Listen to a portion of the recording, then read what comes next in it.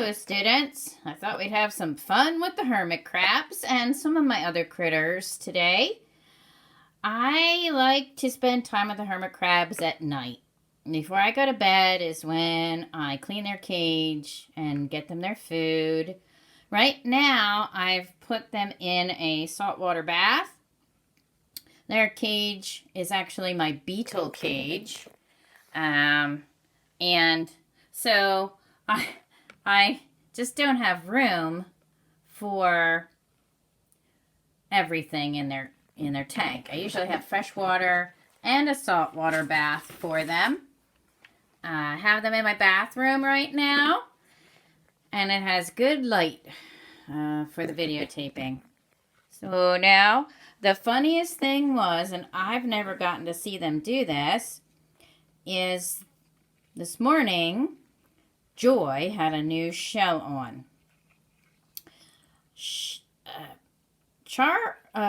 Grumpy is in the one with the swirl. I can tell because he's bigger.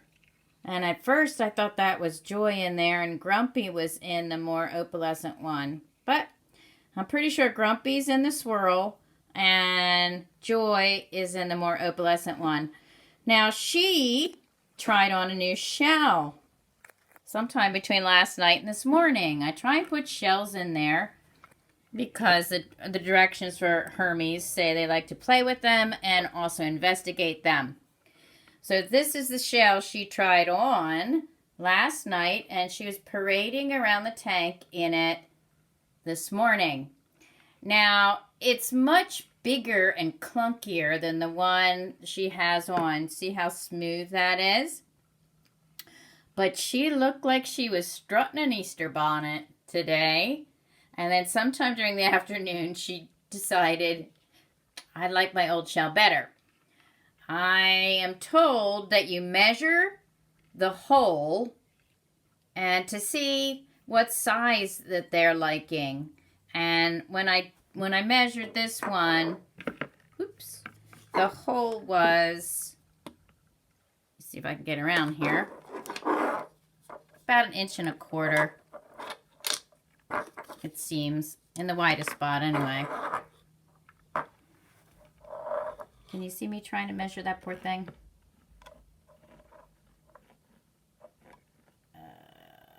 Well, this one's inch and a quarter at the very widest. And I was going to try and put a new one in. It's a similar shape for her to play with, and Grumpy if he wants. And I measured this one, and it's also in that zone. So I'm going to try and measure that hole for you to look at. So that hole there is also about 1.25 inches. So we'll see if she likes that one. Similar but different. So here they are. Now, there was one commentary that said you measure their purple claw to see how big a hole they need in their shell. I don't know about you, but I tried putting the ruler under Grumpy's purple claw, and it was a little hard to measure. So they're on their own. They're just going to see what shells they like. Now I'm going to pick them up, and I'm going to put them back in their tank, and I'm going to show you the food that they're going to get tonight. Since they really love being active at nighttime. Let me see if he'll come out for you. He comes out pretty far. Yeah. Here we go, Grumps. And in you go. Okay, so he's in. Give him lots of wood right now to crawl on. He's going, where's my food dish? Where is it? And now let's get Joy out. Here, Joy. How's you doing, big girl? What's up? Let's get you back in your container here. Good. And let's talk about their food. And I'm going to put in the new shell I'm just going to rinse it a little bit in some salt water. I've boiled all these. I'm supposed to even boil them in salt water. So I'm just going to rinse it out a little bit, put some salt water on it. Okay, and the salt is from, it's aquarium salt for like saltwater fish. And you just mix it up in proper proportions. Okay, so she's going to have a new shell to try out, perhaps. That's so funny. And I'm going to move the salt water and show you the food. Let me just set that in my sink. All right, now, here's the food that they're going to be having tonight. I just give them small portions.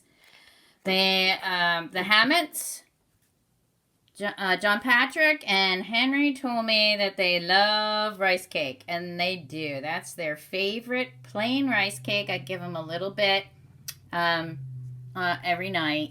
That's their favorite. Let's see, I'm trying to see if there. I usually put, whoops, excuse me, flipped again. I usually put a little of this calcium. I sprinkle that on them. See how it says supports healthy growth and exoskeleton formation. So a little calcium, I sprinkle it on their favorite food. I put it on the rice cake so that for sure they're going to get that in them. I give them some dried baby shrimps. The Hermits gave me premium variety diet for hermit crabs. It's a little stinky, fishy stuff. These are like pellets for hermit crabs. More hermit crab food. A vitamin-enriched food for all land hermit crabs. And then, since they like fishy stuff, I have some dried goldfish food flakes. Some flakes, and I put that in there too. And then this is what their dish looks like. I try and give them a little something. Apollina and her mother would put fresh things from their table in there for them to try. I am looking for someone to take care of the 2 hermit crabs for the summer again. If anybody's interested, let me know. I will give you their bigger tank. This one is actually for my beetles. Now, this, I gave them chickweed. I wanted to see if perhaps they would try eating the chickweed. Something fresh there. And then you have the rice cakes and the different, the pellets. And this crumbly food is for hermit crabs. The dried shrimp. And then the fish food flakes. And that is going to be what they get to eat tonight. All right. That's their selection. I heard natural, organic peanut butter is good. I heard they love honey, but you have to definitely wash them off after they enjoy some honey. And that would be a special treat. All right, now, I'm going to see if I can get their food dish in. Nope. Come on, give me a little room. You too. Gotta give me a little room. There we go. Okay, food is in. Whoop! It's a little tight in there, but they seem to make it work. All right, now, I wanted to show you, I'm very excited. Remember how we talked about the superworms? The mealyworm, superworm, darkling beetle. Well, I do have a couple. I think a couple, at least one I saw today that is in a circle position. Once you take a superworm in the largest, the largest growth of a superworm, nice and full and fat, then you can try and get them to pupate.